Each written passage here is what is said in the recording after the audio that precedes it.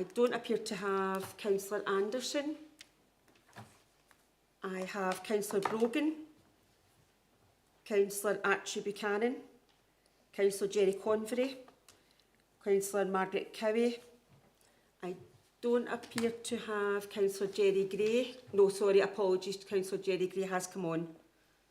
I have Councillor Handybod, Councillor Loudon, I'm not seeing Councillor Loudon. Councillor Nelson has put apologies in, and Councillor Kirsten Robb is online as well. There's also a number of trade union representatives. Yes, apologies. I have Councillor Donnelly on. Councillor, can I check who you're representing as a sub?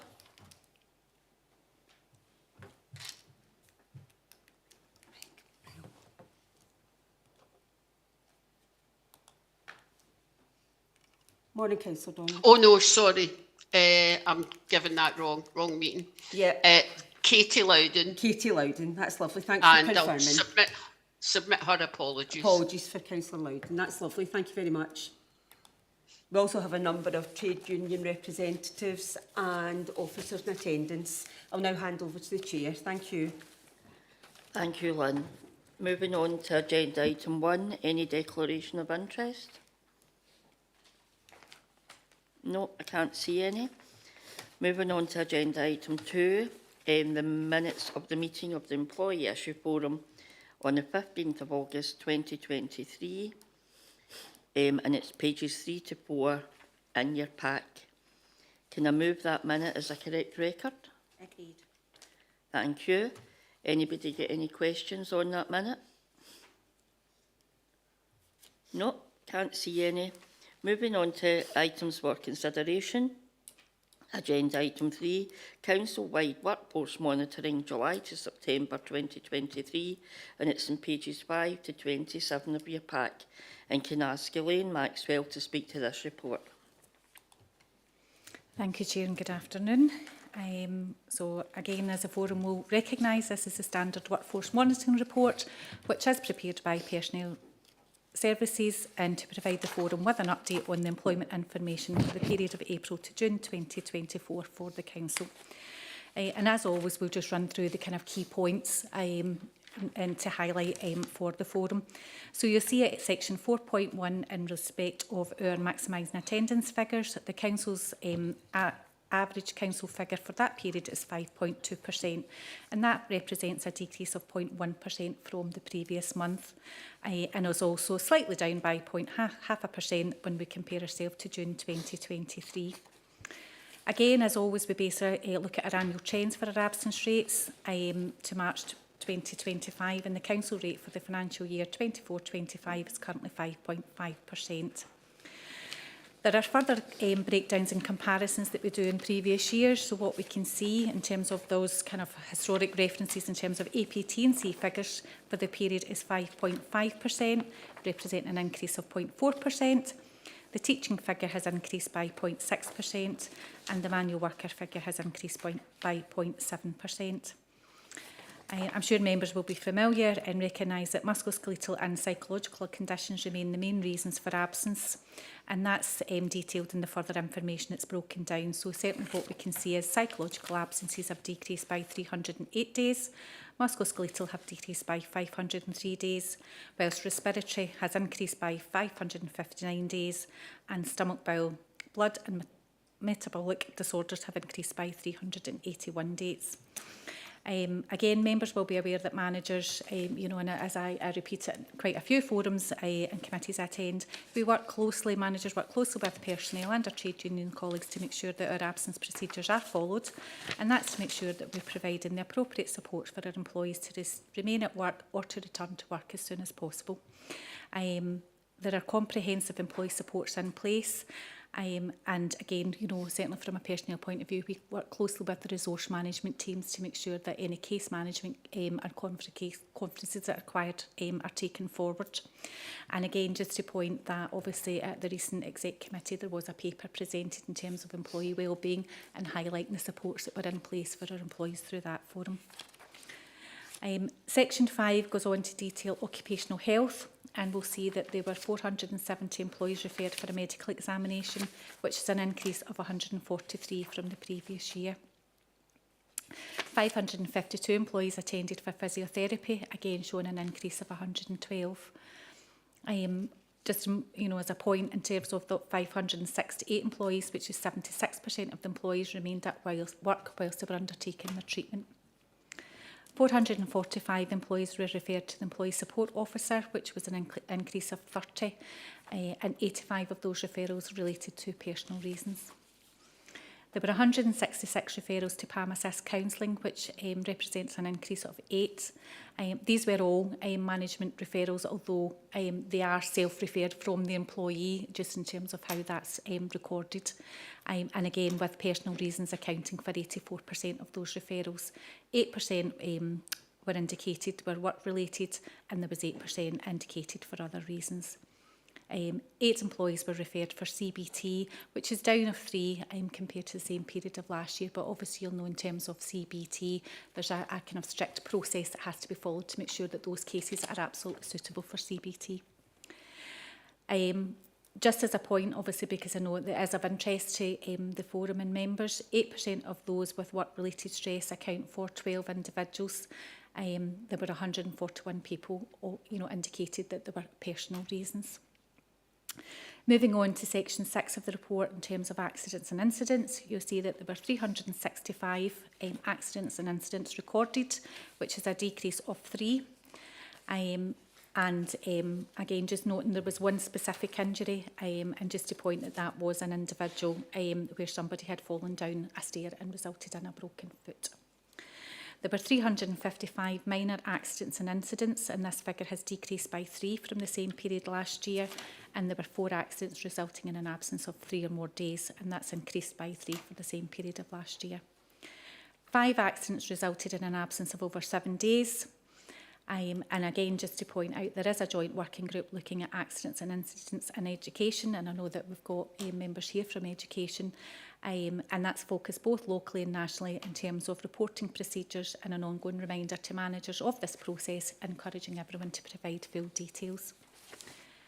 Section 7 of the report outlines employee relations information relating to discipline, grievance and dignity at work, and we can see that there were 39 disciplinary hearings held during that period, which is a decrease of 2. Action was taken in 31 of those cases, and there were no appeals raised in the outcomes. As you know, that the target to convene disciplinary hearings within 6 weeks, and 87% of those hearings met that target. There were 3 appeals heard, and that's at the appeals panel, and 1 was not upheld and 2 were upheld.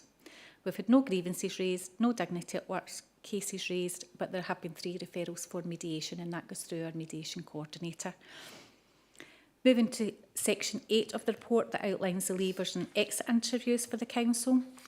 Section 8.1 in particular reports the turnover for the council for the period was 1.1%.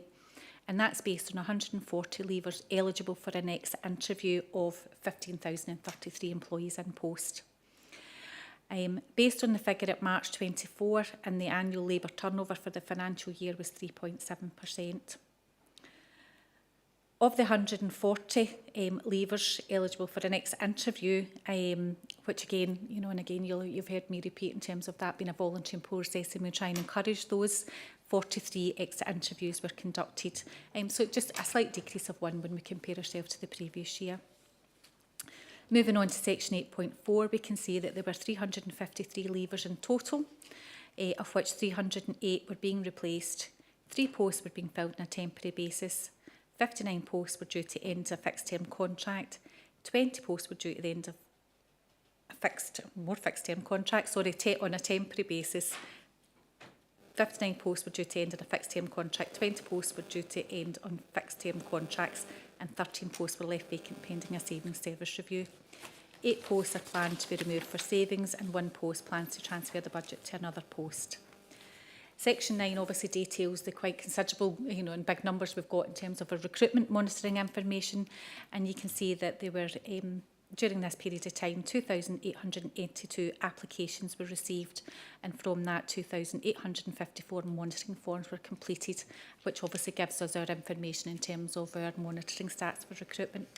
So we can see that 115 applicants declared themselves as disabled, with 47 being shortlisted for interview and 5 being appointed. 369 applicants of black ethnic minority background, 65 shortlisted and 12 were appointed. And of the 12 applicants who declared themselves as veterans, 5 were shortlisted but no one was appointed. Looking at our staffing watch, we can also see that based on our figures between June and March, there was an increase of 64 employees in post, and you'll see that and find that on Appendix 15 within the report. And with that, I would just refer you back to Section 2 of the report and ask the Employees Issues Forum to approve the employment information for the Council for the period of April to June 2024. Thank you. Thank you, Elaine. Can I ask for the recommendation to be agreed on page 5? Agreed. Thank you. And I'll open up for any questions. Councillor Donnelly. Thank you, Chair. Thank you for that report, Elaine. Couple of things. One, I'd just like to, can you hear me, Margaret? Yeah. I'd just like to highlight the black and ethnic minorities that we've recruited. I know that was a big issue going forward with the Equal Opportunities Committee, and we did make a big issue that we weren't getting people through from the black and ethnic minorities. So I'm really pleased to see we have addressed whatever the problem was in their CVs, and we are bringing them forward now. That's excellent going forward. The other point is on the recruitment side, Elaine. I'm mindful, and I'm sure the council will be mindful, and I'm going to cite an example like the I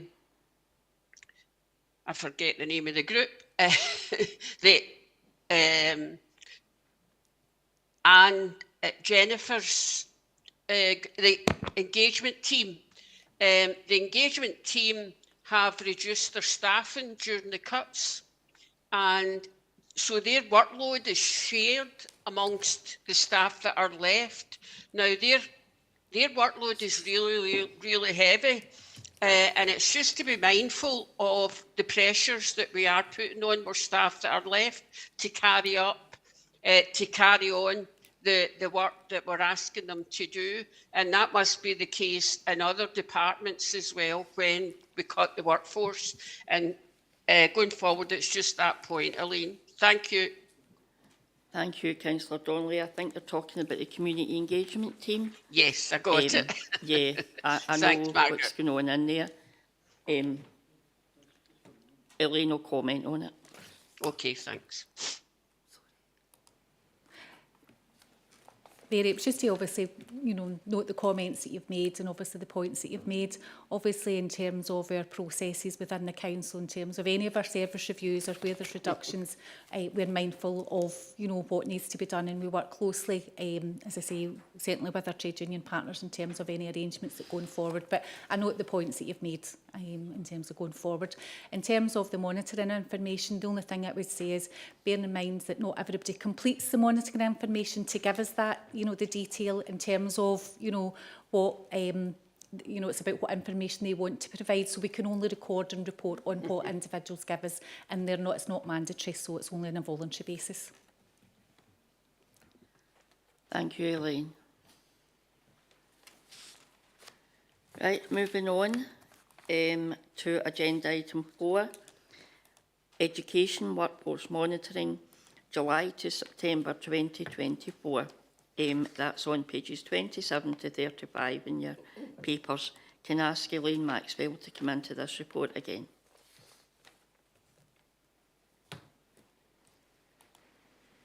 Thank you, Chair, and apologies because I feel as if I've actually presented this paper a few times in the last couple of days to some of you, so apologies if you are hearing it again.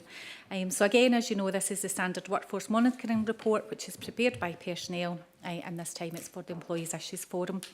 And the purpose of the report is to provide you with an update on employment information for education resources for the period, same period as we were talking about there, April to June 2024.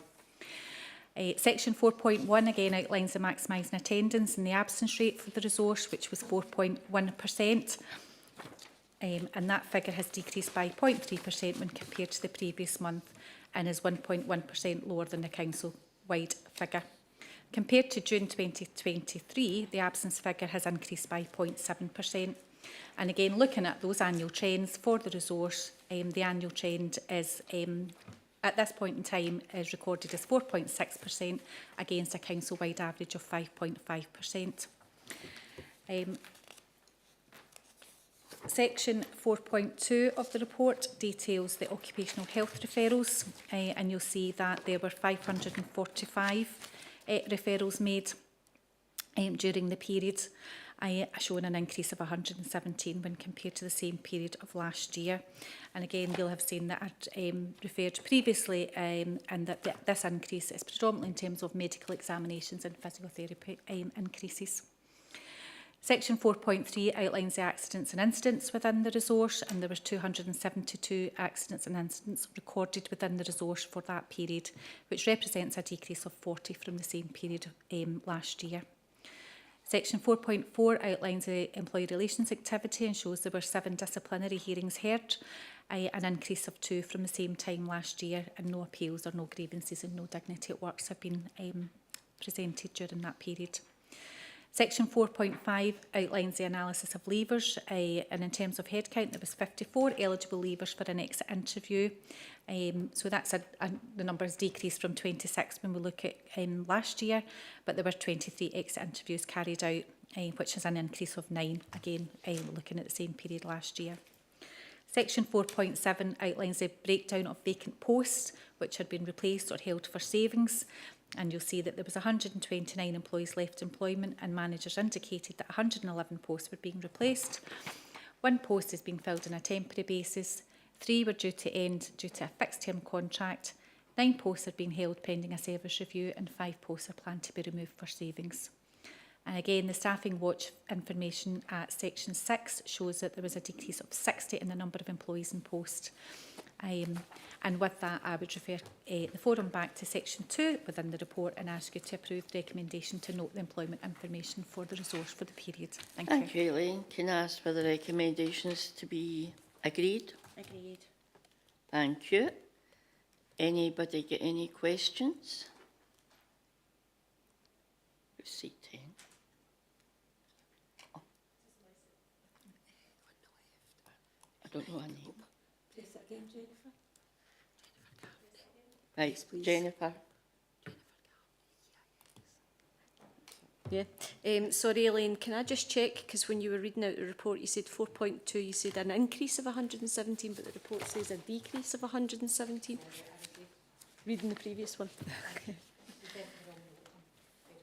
Okay, can I ask us another question as well? Is that Yeah. okay? See, in terms of 4.4, when you talk about the disciplinary, the grievances and the dignity at works, we're aware of our members being told that they are subject to a dignity at work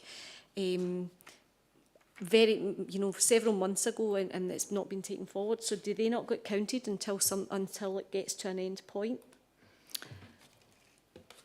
So these are what's recorded. So these will be dignity at works that have been submitted by an employee rather than the person who's subject to a dignity at work complaint.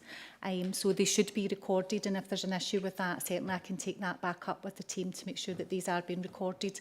It is based on when they were submitted, so sometimes I'm conscious of when information is received and the point in time when information is captured, but that's something that I'll take on board and take back to the team to make sure that they're being accurately reflected. Thank you, Elaine.